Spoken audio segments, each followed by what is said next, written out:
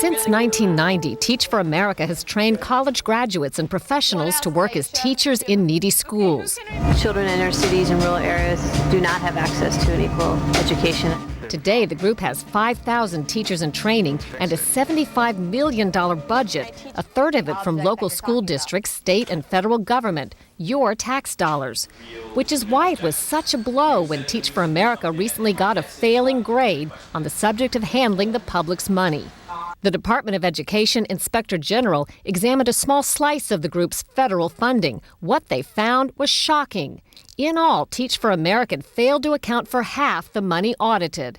Time and time again, the audit said there were no basic records or receipts, none for a $123,000 training expense, none for a $342,000 bill. Teach for America Vice President Kevin Huffman chalks it up to poor record keeping.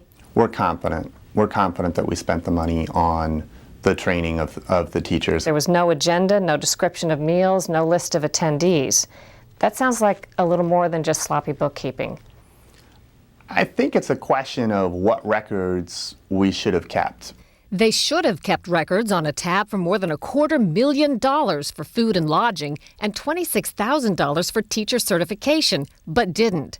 Auditors say there was no documentation that any teachers actually attended and completed the class, or that there even was a class. Alarm bells start to go off usually when you start seeing a recipient of a grant or an earmark not being able to provide basic information.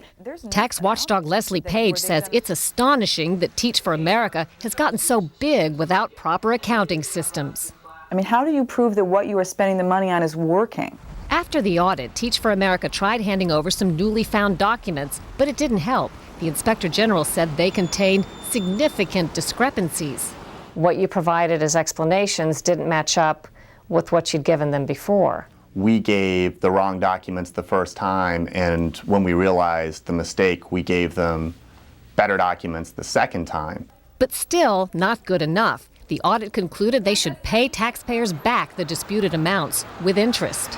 Teach for America says it's learned a lesson and switched to a new accounting system. Taxpayers better hope so. The group is slated to get $12 million more federal tax dollars this year. Cheryl Atkinson, CBS News, Washington.